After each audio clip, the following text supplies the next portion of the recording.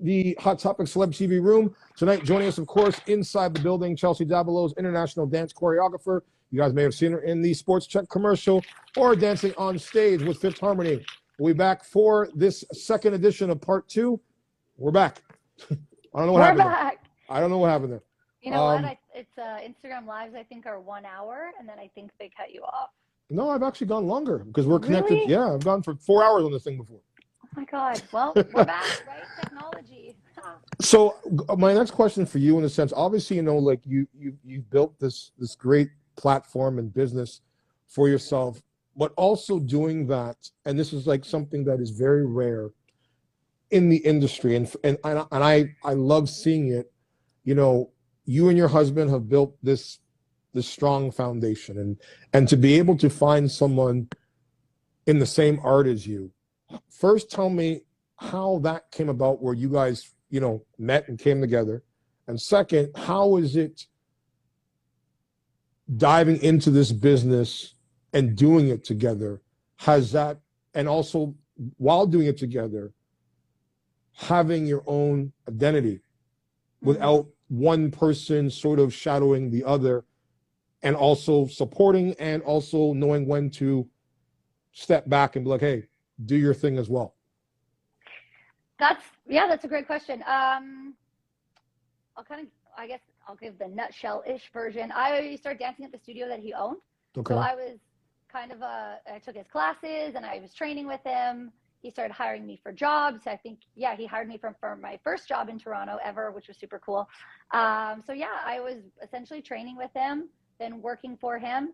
And then eventually, like, I don't know, a year later, we took more of a liking with each other.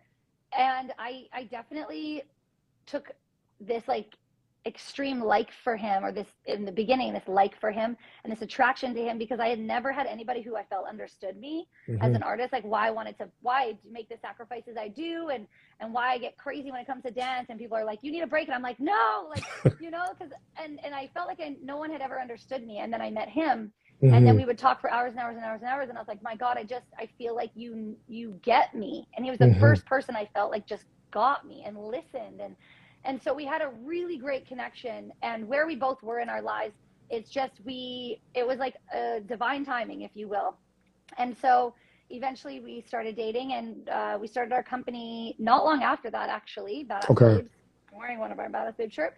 So we started our company not long after. I had always run like workshops, and I loved teaching, and I wanted a platform to like teach even more women. And he's run so many companies at that point, and amazing companies in Toronto and all of that. So we joined forces and combined both of our passions and our desires to like train dancers in a specific way and give them specific opportunities and empower them in certain ways. And so we started working together, and like, I think he's on this live right now and he can attest to this. Like, it was like, we had to go through it and figure out, you know, in the beginning, you're dating and your business partners, and you start like crossing those lines, and it becomes, when I'm mad at my business partner, I'm mad at my partner, and you know, and then we tried to separate it. So we tried to not have business and personal together, and tried that, and then we realized that makes no sense, because you are my, well, not husband at that time, but I'm like, you are my boyfriend, I am your girlfriend, and my business partner. Like, it's one, really. So we really need to figure out how to love and care and support each other while being business partners, because it's truly intertwined. So it took a lot of trials and errors and ups and downs and really beautiful moments, and to really teach us, and I believe our relationship grew stronger because we really had to learn how to communicate and respect the other person in different ways because of our business as well. So it definitely taught us a lot as a couple. I definitely at one point felt like I didn't have much of an identity, not because of him, but just because our company was like our identity. For me, well, sorry, he already had a large identity, but me coming into Toronto, I had an identity when I was in Edmonton and all these other places, but going into Toronto and starting the company so quickly, I feel like my identity was owner of Badass Babes, you know what I mean? Owner, choreographer, Badass Babes. And so it was that for so long, for a few years. And then it wasn't until I did have quite, you know, an identity through Badass Babes, but it was very much so the company. So it wasn't until like the pandemic, really, and the company kind of took a bit of a back seat because we weren't in studio, that I started to feel like I wanted to build my name more, and started to do my own programs and my own, just something different that I could offer just on my own. And so, and him as well. So we both kind of started doing our own thing.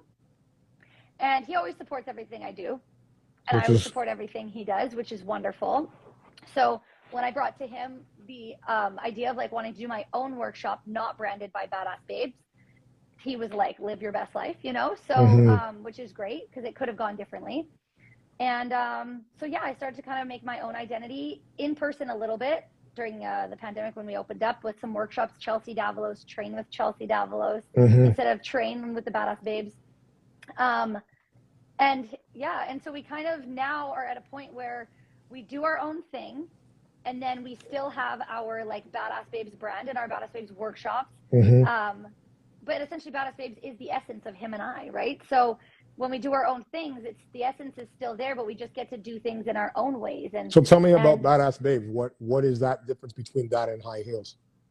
Oh my God, it's completely different. Completely different. Well, for the audience that may want to sign up for your classes.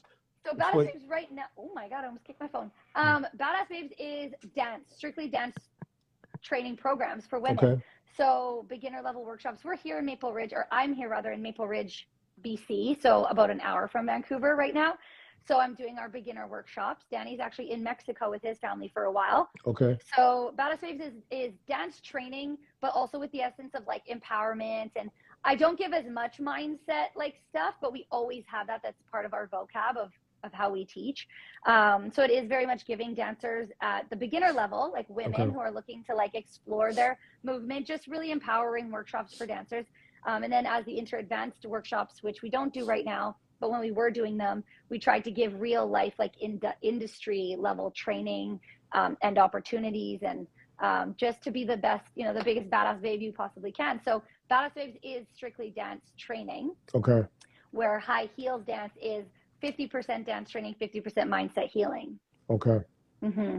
So like for you, in the sense, obviously, you know, as I said, like, you know, both being now in a sense, you know, business per se owners, and your brand and his brand, and obviously the pandemic for so many people has changed the way that we do business and interact. How did you feel, for you, the difference of adjusting between being in a studio and then now having to do it virtually? I mean, in the beginning, it was like, this sucks, you know, you don't think you're going to be in it for very long. So you're like, why fall in love with training online if I don't have to? But then once I realized, which a lot of us realized, this is not going away, I didn't have to, but I chose to make a conscious decision to find ways to train better through online. A lot of teachers, like, I stopped taking a lot of online classes because they were teaching just like they would in a studio, and it's left, right, it's back. It just got really confusing, and I was like, no, thank you. And I didn't like that. So I was like, I don't want to be that teacher. So I changed the way I trained. I changed the way I choreographed and taught. I found new ways to hype each other up in our virtual classes, because we don't have like yelling and cheering like in a studio, right? So I found new ways to cheer each other on, new ways to support each other, new ways to get excited about dancing at home, using things like our couches and our props and brooms and just fun things around your house that you wouldn't use in a studio. So I just really changed the way I taught online to the point that now studios are open, and I still do like some online workshops that, even though studios are open in all of our cities, we still get online into this online community to dance at home. I started my own bedography classes, so dancing from bed, in bed, which is really cool.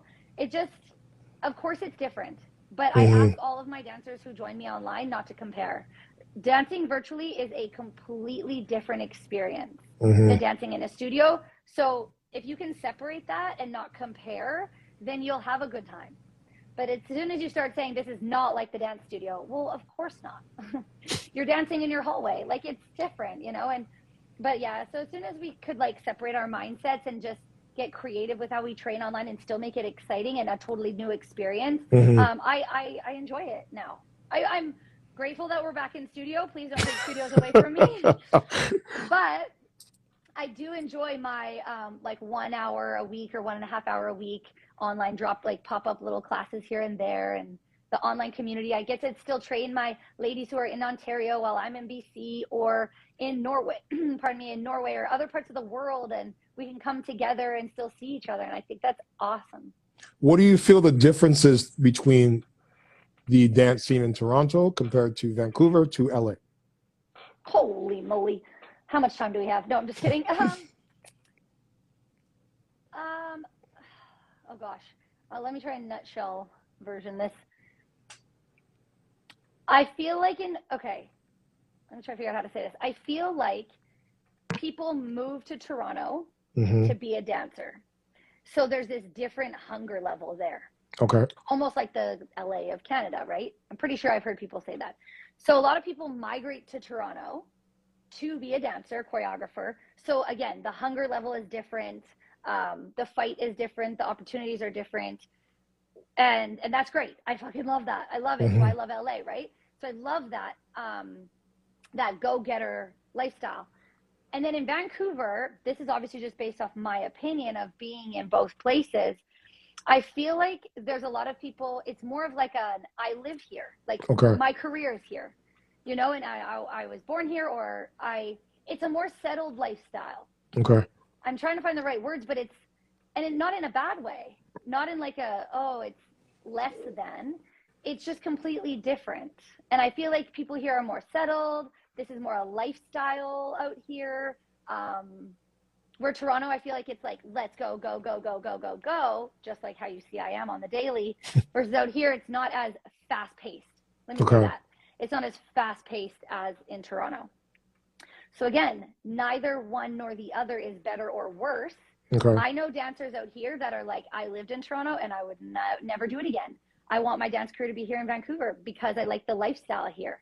And I'm like, amazing, where I love Toronto for the fast paced craziness, where some dancers are like, or there's more movies in Vancouver. There's so many movies and TV shows in Vancouver compared to Toronto. Toronto has a lot more like live shows and that sort of thing out there, where Vancouver's very like movies and TV shows and that sort of thing. So it is very different in many ways. I'm enjoying experiencing it again as a grown adult. I danced here for a few years when I was obviously growing up, 18, 19, 20, and then I left and went to Edmonton. So coming back in my 30s, I'm really enjoying it for what it has to offer. But I keep my own hustle going, you know what I mean? My own fast-paced lifestyle. But yeah, so, and then LA is just like, we talked about that earlier. That's just like, that's a whole nother ballgame of people from around the world. Like, it's a whole nother ballgame. So for the girl who is inspiring, who's watching this right now, or any one of your students that is inspiring to be the next Chelsea, you've worked in all avenues, from the music videos aspect to the live stage aspect to the performance aspect in the sense of training. What would you say if someone was to, wanted to get into the business, the differences between, in your experience, of all the categories, from live, music video, performance per se as a teacher? What would you say your differences are between the three or four? Well, they're all completely different, and people just like, you got to just test them out, really. Like, you've got to test out different avenues to know what you love and what you like and what you don't like. Like, I love stage. I love live shows. I love music videos. They're more of a like I love live stage. Let me say I like music videos a lot. I like music videos.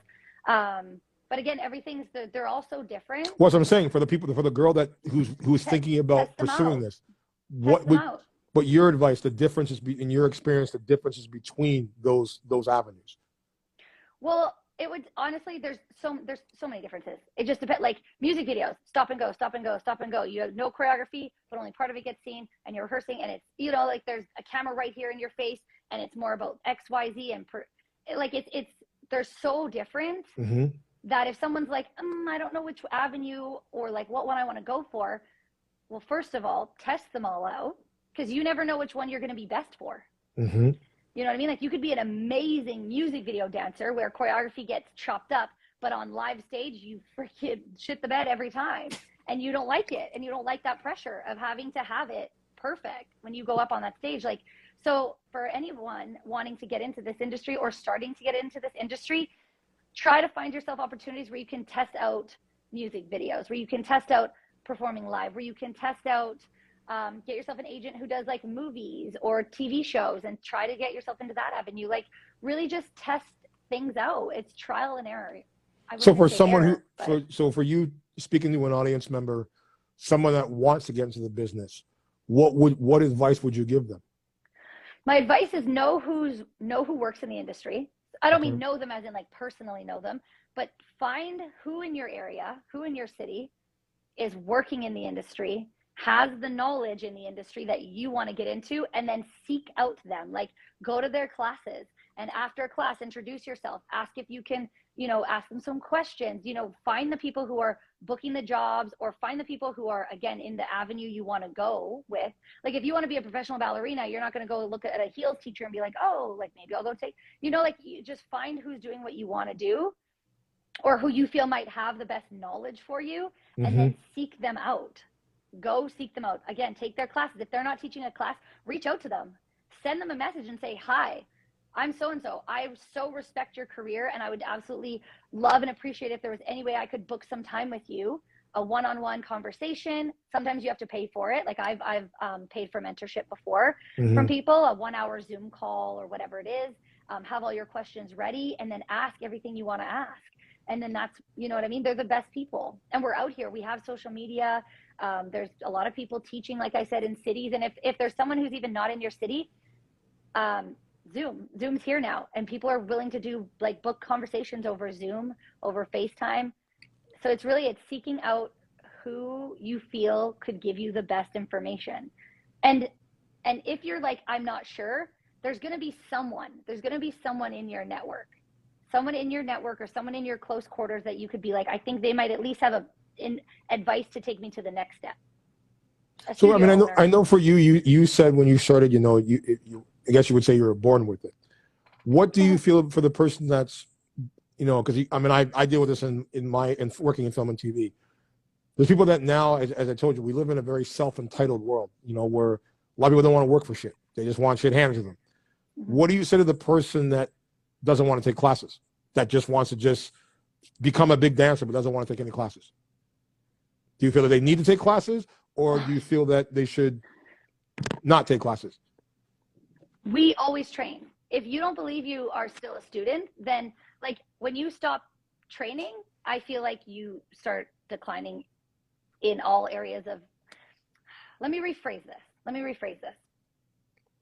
If you want something, you need to go for it, and you need to put in the work, and you need to check the boxes. And if you want something and you're not getting it, you need to look at your boxes that you are or are not checking. Okay. So there are people who are like, well, I want those gigs, but like, I'm just not getting any jobs. Okay, well, are you going to class? And it's not just for the training purposes.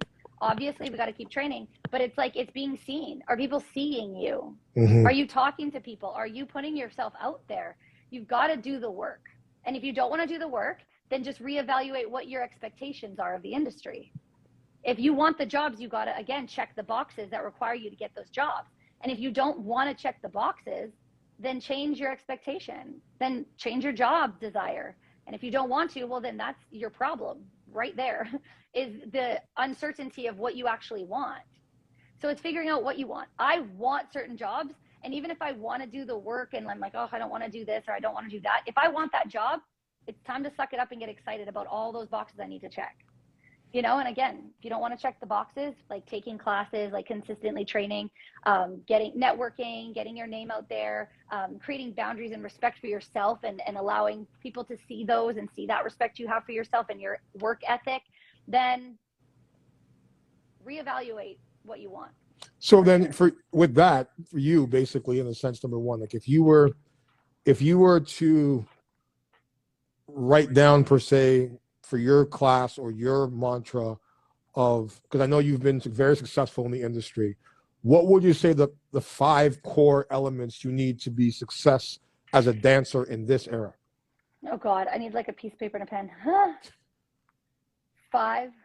Well, dedication. Okay.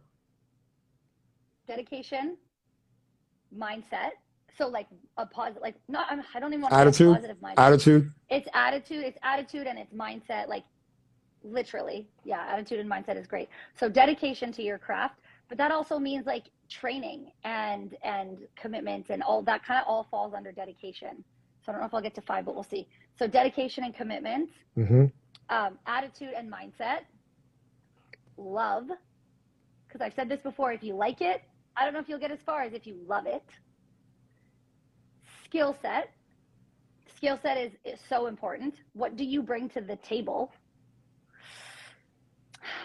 And then that 5th one, I just feel like there's probably people watching this being like, this would be number 5. Can I answer 5 for you then? Oh my, yeah, there's a freebie. I think it goes back to what you said when you said love. And my question was going to be, and even for the audience that's on here, and maybe you guys can chime in, what do you think is more important? Love for what you do or self-love? Let me know in the comments what you think about that. Love for what you do or self-love? Because again, you could love what you do, but if you don't love yourself inside to, as you say, put in the work, to do the training, to dedication, and all those other things, wouldn't the love for it just sort of die quickly? I believe if they come hand in hand. Like if you can get to the point of loving what you do, I believe they come hand in hand, because if I love myself, it means I want to do whatever I can to be happy and to feel happy. And I'm going to go towards what I love to do, and that's dance. But I love it. I do think you can have a lot of self-love for yourself and just like your job, for sure, you know, and find passion and love in other ways, not like a career, right? Your career might just be something you like, but you love something else. But I think Lisa Kenny self-love Marie, Lisa Kenny Marie says having the self-love to fully allow yourself to love what you do. Yeah, exactly. So I believe exactly, Lisa. She's one of the ladies who trains with me. And I believe that's why, you know, it comes hand in hand. Like self-love, I believe is first. Self-love, self-respect, self-appreciation. And then from there, your filter and your eyes of what you love and how you approach that is going to be different. Because if you approach something from like a lust or from an ego, a place of ego, and you think that's love, it's not going to last as long. But when you work on yourself more internally, the version of love that you're going to put out there and your commitment, dedication and mindset, and all that stuff will fall into place. Because if you truly love it, if you do have an ego and you don't want to dedicate yourself and you have a shitty mindset and all these types of things, but you really love something, you're going to rework these things. You're going to start to question yourself because you're like, I fucking want this so bad. And if it's not working and you think XYZ and your dedication again is off, you're not training, then you obviously don't love it enough. Because if you love something or someone enough, the rest will start to fall into place. And you got to do the work, you know? So if you could speak, Chelsea Davalos could speak to her younger self from, they say, 20 years ago, what would you say? What advice would you give them? So funny. I feel like I've answered this question so many times, but it's like, it's always so different. I would just tell her, just keep going. Just keep going. It's going to pay off. Like, just keep doing what you're doing. And the reason I say that is because I work so hard on not having regrets. And I feel like when some people answer that question, their answer is based off regrets, you know, like, or what they would do differently, or like, you know, but to be honest, like she just made my younger self. She was so lost and so tender and so sweet and was so hurt at so many times. But at the end of the day, she did really know that she loved with her whole heart. And so I would just say, keep going. Like, I would say, keep going, like a smile on my face, being like, it's going to pay off. Just keep staying true to yourself. I know when you said before, you know, you almost quit and then you came back into it. What advice would you give for someone that's been going at it a long time, hasn't booked anything, and is at that point where they feel like quitting? What would you tell them? How you got through it? If you love it, just keep fighting for it and reevaluate. Open up your eyes. What isn't working? Like, take note. If something's not working, it's okay to change it. Change your avenue. Refresh your mindset. Seek mentorship. Just don't give up. If you truly love, I'll specifically say dance, but any job or whatever, anything, if you really love it, like you really love it, there is a place for you. Like there so is a place for you. You know, you might just have to change your perspective. So don't give up, change your perspective, and seek guidance. Guys, thank you for tuning in for so far tonight for interview with Chelsea Davalos, international dance choreographer. We are on HotTopicCelebTV.com each and every Tuesday. It's unscripted with myself, hosted by DTEFLON and Amber Nicole Miller, who will be back next week. Also, don't forget, of course, you can join us each and every Sunday for our Actors on Actors series, in conversation with some of Hollywood's biggest stars in the film and television industry, and also each and every Sunday service in conversation. So we're going to do a little bit of rapid things before you go here, a little bit of rapid questions, and then we're going to take some questions from the audience. So if you could learn an answer to one question about your future, what would the question be? If I could repeat that one more time. Sorry, I know it's rapid fire, but If you could learn the answer to one question about your future, what would the question be? Will I make a difference? I believe I know the answer, but will I truly leave my mark? Time freezes today, right now, in this moment, for everyone, but you, for one day. What do you do? Fucking panic. Just kidding. What do I do? Mm-hmm. Oh my God. Like, you know the scene in The Matrix? You know the scene in The Matrix where Neo... Everything freezes? Yeah. And Neo's the only one moving around, him and Morpheus. What would you do in that day? Oh my God, these are good questions. Like, these are like not rapid fire questions. I think so much into everything. I honestly, like, I don't even know. If I was in a different place, like if I was somewhere else, I would like probably like go into like J-Lo's house and like creep around her. Like, you know what I mean? If the world froze and I could like fly over there, I'd like definitely like creep around Jennifer Lopez's house and like be weird like that. What are you obsessed with? Pasta. What's your favorite way to waste time? Watching Jersey Shore. What's something that's popular now that annoys you? TikTok. What do you do to get rid of stress? Honestly, my mindset work. Like, I really just self-talk. 3 best words to describe you. Bubbly, loving, and wild. Where is the most beautiful place you've been? Mexico. What's the most relaxing place you've been? Mexico. What word or saying from the past do you think should come back? Dope. What was the last movie you watched? I don't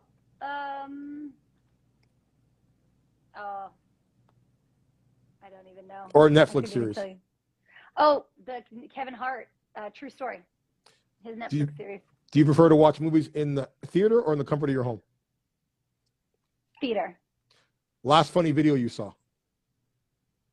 Oh my gosh, my last funny video I saw was a video my sister sent me of someone holding a McDonald's cheeseburger out a window and making sound effects. A secret talent that you have that no one knows about? Oh, I can like cross my eyes and oh my God. But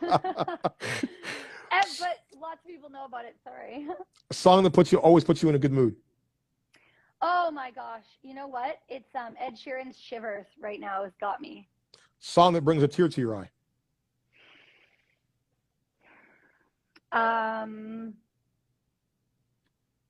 Pretty much anything by Sarah McLachlan or like Celine Dion. First band or musician you were really into? The Hanson brothers, the Hansons. What's the 3 best apps currently on your phone? The 3 best apps that you use right now? That I use? My favorite apps would be Instagram, InShot for my videos, and wow, how can you tell I don't like use apps? Again, my husband's the app guy. Instagram, InShot, and like, I don't even know, my PicMonkey app. What is that? It's like an editing app sometimes or like Canva. Okay. An app mysteriously right now appears on your phone and it does something amazing. What does it do? What does it do?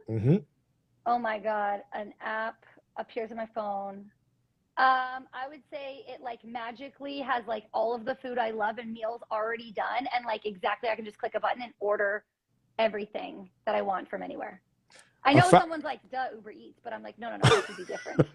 Hopefully cheaper than Uber Eats. Yeah, and very different. What is a fashion trend you're really glad went away? Went away? Yes. Oh, I don't know if they've gone away. I don't know, to be honest. I know, like, I'm like so unentertaining with these questions, but fashion trends and stuff, like, I'm like down for kind of like whatever. I honestly don't even follow trends. Like, think of something you wore when you were younger that you were like, I hate this shit. Like an era. Because there was the bell bottom phase for women, and they went to the sirens phase with the furry tops and the black pants. You know what? I've got one. Okay. You know what I'm glad is gone are the low rise jeans where the like crotch is here in the button, and they're so tight and your butt crack sticks out the whole time. Like, I'm happy I don't see those anymore. I used to wear them when I was young, but then I see them on girls and I'm like, I don't want to see your whole, like, your booty is nice, but I don't want to see like the whole thing, every day. The most comfortable piece of clothing you own? Oh my God, my Badass Babes clothing. All Badass Babes clothing, including this sweater, most comfortable things I own. How many high heels of pairs of shoes do you own? Surprisingly, not that many. I'm going to say about 5. What's the most ridiculous thing you've ever spent money on?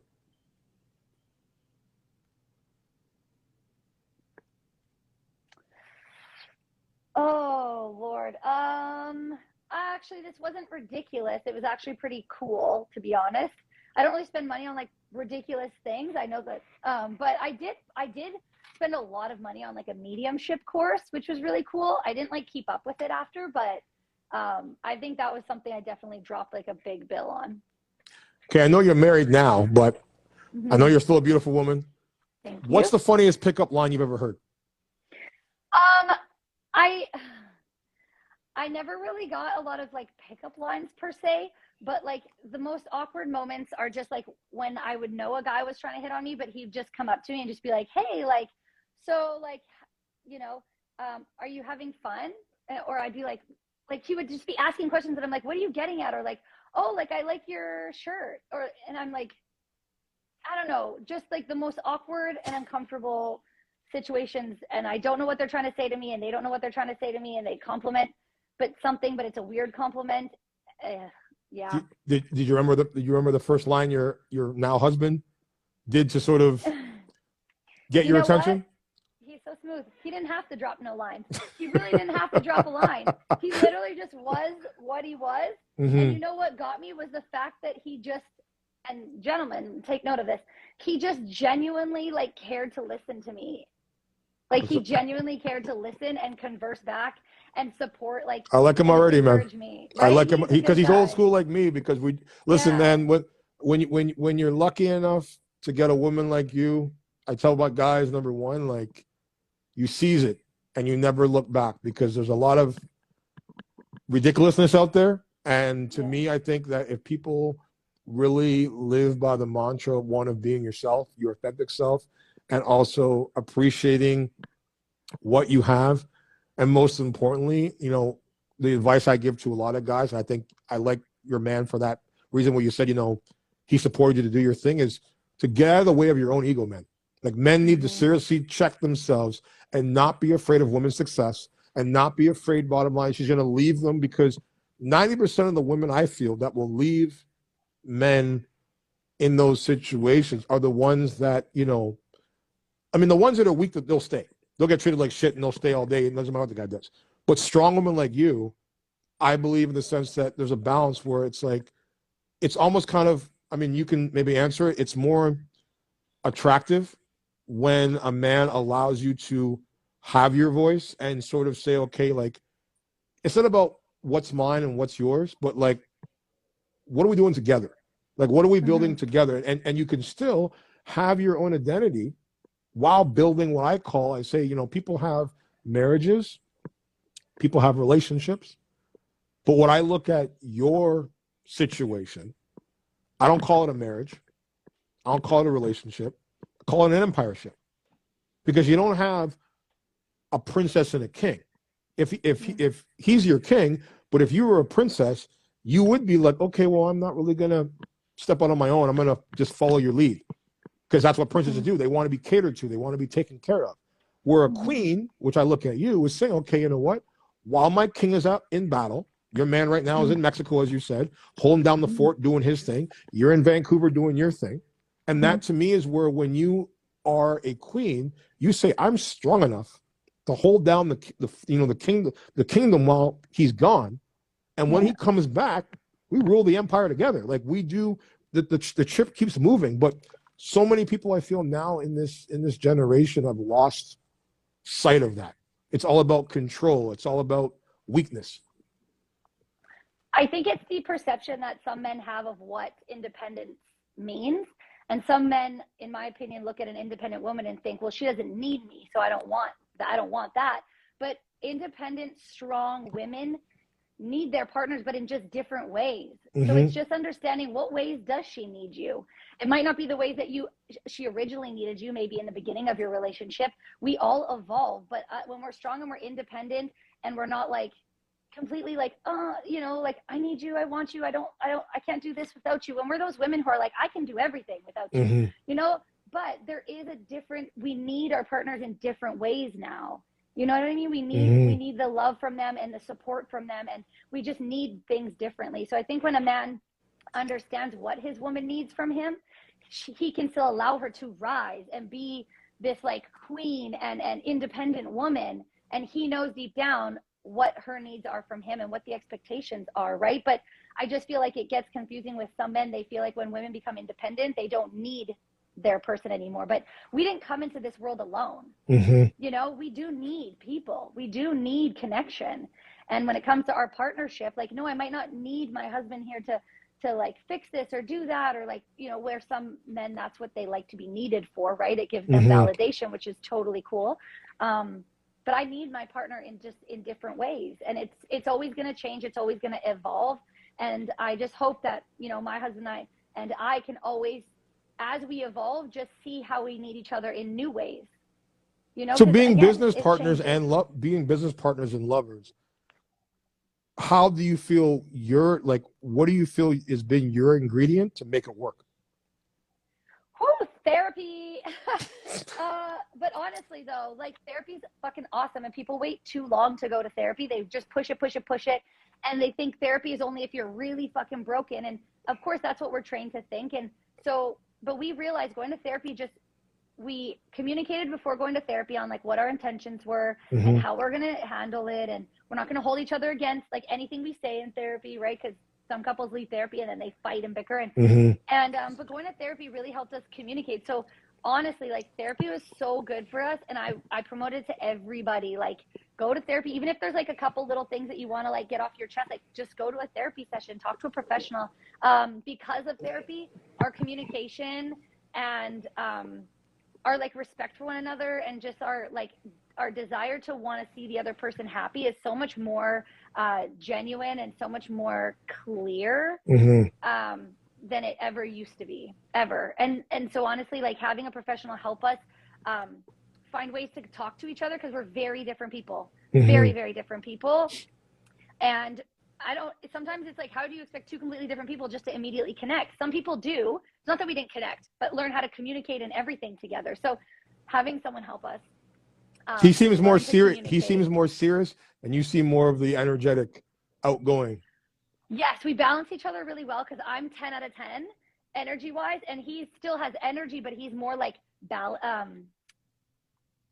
calm and doesn't like to run around. He doesn't like to things be like chaotic, and I thrive a little bit on that. So he helps me, like I'll bring him up and light the fire under him sometimes, and he'll help bring me down to a more calm place at times. So it's a good balance. If you could call up anyone in the world right now and have a 1-hour conversation, who would you call? Jennifer Lopez. Who would you? Because sorry. Yeah, go ahead. Go ahead. No, go ahead. Finish. Not just because I want to dance for her, but I genuinely think that she's fucking unbelievable and so smart as a woman. I would just love to have like an actual deep conversation with her. Who would you most likely like to sit next to on a 10-hour flight, and why? Oh my God. Kevin Hart. Favorite entertainer, comedian, musician, and actor. Okay, so hold on. So Kevin Hart covers a few of those. What did you say? So favorite entertainer, comedian, musician, and actor. Or Okay, actress. well, I really love Kevin Hart. Like, honestly, he's an entertainer. He's an actor now, and I've been watching a lot of his stuff lately, and I've always loved his comedy. Mm-hmm. So I've always been a fan of him, and he covers a lot. Him and anyways, there's a few of them. But in terms of like musician, Mm-hmm. oh, that's a hard one. Like, there's so many good Top musicians. Top three. Oh, I was gonna like That's grab on your my playlist phone. right now. I was literally gonna grab my phone.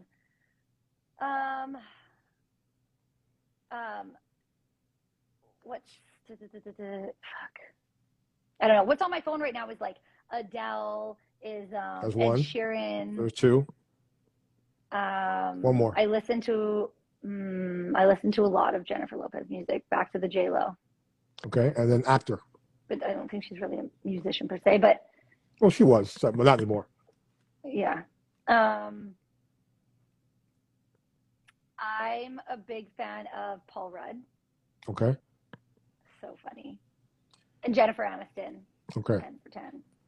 If you could have a personal mascot, you know, the ones at the games and stuff like that, what would your mascot be? A butterfly. The craziest, most outrageous thing you want to achieve in career and personal. Oh my God, squeaky voice. I would love, like, I can see myself, and I don't know what this, like, I don't know all the details, but I can see myself speaking to like thousands of people. And I don't know what or how or why, but I see it and I feel that I have that vision of me speaking and inspiring. And I don't know what I'm going to be saying, but I see it. And so maybe that's a crazy dream of some sort, but that's definitely one of the like most wild things I see myself doing. Maybe I'm leading like a freaking inspirational maybe I'm a motivational speaker. I don't know. So I'd say career-wise. What was the other question? What do you hope to achieve in your personal and professional life? In my personal life, I want to be truly happy. Okay. I want to be truly, truly happy. And I know that, and I don't want to place like I'll be happy when. I just want to be in a place where I feel just happiness, whether finances go up or down, whether the world goes up or down. I just really want to be in a place where I feel at peace. And I feel like I'm on my way, you know, regardless of what my circumstances are. I want to achieve like genuine happiness and soulful connection. And that's what I want for my personal life. And I want my surroundings to be that way too in my personal life and my relationships. And in my career, however this ends up looking, I know dance will be involved always, but I want to change people's lives. I want people to go, I didn't give up because of her. And that's that's going to be my legacy. Mm-hmm. And all these little things I'm doing will be a part of my legacy. But I want, at the end of the day, when I am no longer here, I want my legacy to be, I'm here because of, I want my name to be mentioned in podcasts. And I didn't give up because I followed her and she mm-hmm. gave me the inspiration, and I fought because she fought. And, you know, so that's what my desire is for my professional career. And of course, I think personally, Chelsea, you're already doing that for many. I think that, as I said, I've watched you grow the last several years, and as I said, not very much catches my radar. Well, you caught my radar because, again, as I said, that the energy that you bring, that infectious smile and personality, I think that, and especially as I said, that, you made a choice not only to separate, to do your own thing, but also you were still thinking about other people in the sense that you said of adding the healing aspect to inspire. That to me is a testament of your character. That shows that, you have a bigger purpose. Your dance, as I said, is just a part of it. But I think that, as long as you continue to stay on that path, you're going to continue to keep rising that ladder of success. So I'll close this out. Before we, see if there's any calls that want to come in, I always leave the podcast asking, what are 3 things right now in your life considering what's going on in the world right now and this crazy ass pandemic with all the nonsense with Trudeau and all these idiots are doing, what are you most grateful for? My health, Mm-hmm. first and foremost. Like, so grateful for my health, not just my physical health, but my mental health. So fucking grateful for my brain. My family, and that's my family that is here supporting me. I'm here living with my family. They've supported me, to Danny, not just career, but like just in all aspects of my life. So I'm so grateful for my health, physically, mentally, and emotionally. I'm so grateful for my family, and that includes my closest friends as well, who are absolutely my family. And I am grateful for dance, because through all of this shit, I still had dance, and it still had me. We've always chosen each other, Mm-hmm. through good and through bad. And I'm so grateful for, I guess my physical ability to dance, and my passion, just all things dance. I'm so grateful for all of those three things. So we're gonna take some callers per se, number one, and see right now who was in the room here. See if there's anybody on here. Hold on. Let's see how I do this. Hold on.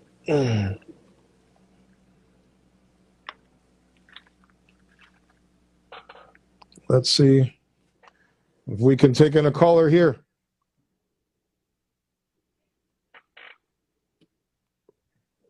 All right. Oh, I think hubby is still here. What's up, hubby? Hold on. Let's see if this surprise person jumps in here. Hold on.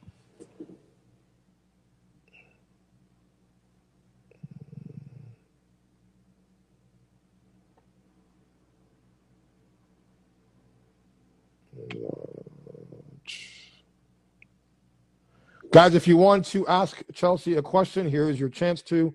I'm going to invite you into the room. Hold on. Who's here? What's your name and what's your name and where you're from? My name is Lisa. I'm from just outside of Vancouver. Okay, we got everybody. And my husband. Your husband's jumping on. Hey guys. So how are you? What's your question? I didn't have one. You just kind of pulled me in. A little bit of a shock. Oh, perfect. Perfect. Lisa's my girl. My dance fam. These are my dance mentors. So So honestly, which class are you part of? Danny's class or I'm both? part of all of their classes. Okay. So for you as a person who's part of both of their groups, and I've asked Chelsea the question earlier, what would you say the difference is between High Heels and Badass Babes? Oh wow. You've done both. I've done both, and I continue to do both. Okay. With High Heels it's not like a led choreography class. Like, we're left to our own tasks. We have dance challenges. We have things that push us out of our comfort zone. We have journal prompts. We talk, we share. We dive into a lot of not really controversial topics, but a lot of topics that can stir up a lot of things, and a lot of things get you thinking. Like, I myself have done so much work on my mindset and just positive self-talk, and just the way that I see things and I see my relationships, and honestly, like, there's just so much. Whereas our other programs, like, you come and you have a kick-ass dance class, you leave sweaty. Danny's class is like, there's always one more time unless he swears on his mother's grave. So Danny, tell me at the end. Danny, tell me how you started the Badass Babes. How do I start what? Sorry. How did you start your company? How did the whole name and the concept and everything come together? Oh my God. Should I tell the story, Beb? Yeah, go for it. All right. It was a drunken, stupor night, like many great stories in the world. We were just, I think Chelsea said earlier, we were just at a place in our lives when we were just, I don't know, we were creating in our minds and trying to do something different in the dance industry. And we went to a bar, as many times we went. We were having one too many drinks, and then we started talking about what could we do for the dance industry? And we were writing this on a paper, and we were like, maybe a company with this and a company with that. And we were taking in consideration what other companies were doing in Toronto and in Canada. And we're like, okay, but this is good with this company, this is bad with this one, and blah, blah, blah. So anyway, we're just creating. And I remember we blacked out because the next morning when we woke up, we were like, did we just created a dance company? And we're like, where's the paper? Where's the paper? Let's find the paper. So we were like, the next morning, we're looking at our notes and everything, and we're looking at each other being like, you want to do this? We're like, yeah, let's do it. So that's basically how we created the company. So for her, having danced, with both of you, what would you say that you've learned from Chelsea, and what would you say you've learned from Danny? From Danny, I've learned to just like keep pushing, always go full out. Just have fun, make mistakes. That's what class is for. And he just pushes you. He's got a way of pushing you out of your comfort zone and keeping you going, and just like motivating you crazy. And all of a sudden, like, your class is done, and you're like, okay, wow, that was the fastest hour ever, and that was amazing. With Chelsea, like, with her classes, she just pours everything she has into them. And she does the work, and she does the research, and she dives into her journal topics and does them herself, and just like really listens, and she can pull out the best of you in all different ways, and just make you think so much differently about yourself and just the way you view things and all of that. And she's everyone's biggest cheerleader. I see that. Well, I'm going to take one more caller in for thing, but thank you, Hun, for jumping on. Danny, you stay on here. Okay. Hold on a second. Bye, Lisa. Love Lisa. you. Bye, Lisa. Love you soon. Mm. How do I get up? You just gotta swipe out, Lisa. Okay. Thanks. That's it.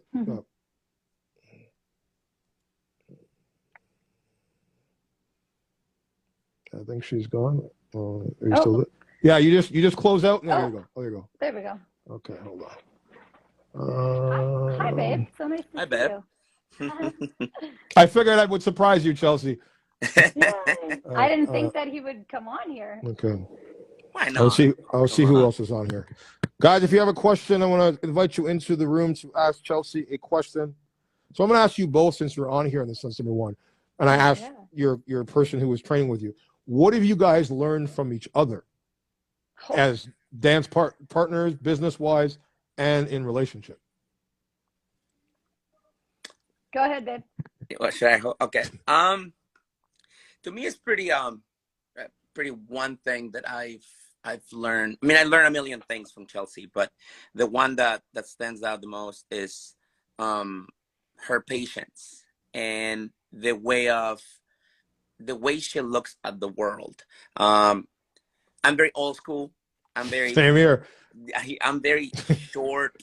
I don't have patience for a lot of stuff. I'm like, okay, this is how it needs to be done. This is what used to be back in the day. And it's like, I can't deal with this, whatever, right? But with Chelsea, it was always, well, what about this? What if that? So she has taught me how to look at the world in a different way, especially in a positive way, especially in a, be more patient, try to understand more about this, and just look at the world in a different way. Because not that I felt like I was a negative person, but I was definitely a short person. It was like a one answer type of guy, you know what I'm saying? Like a lot of old school people we are.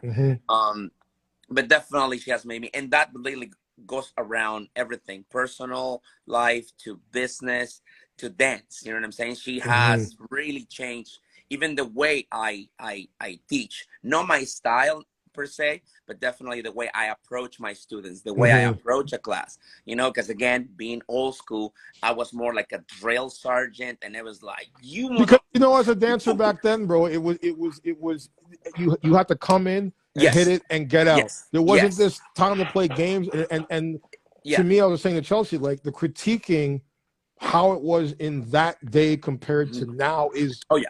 completely different. Oh, And I remember, you know, certain dance instructors just make people cry. Like they'd be in tears, like, you know, walking out of the room, like, oh my God. Yep. And I think now, I mean, yes, it's great to have that balance per se of someone that, as you said, that teaches you patience. Yeah. But you also have to remember that, like, at the end of the day, and I think what people, I think a lot of times forget about the industry, it's a business and it's also competitive.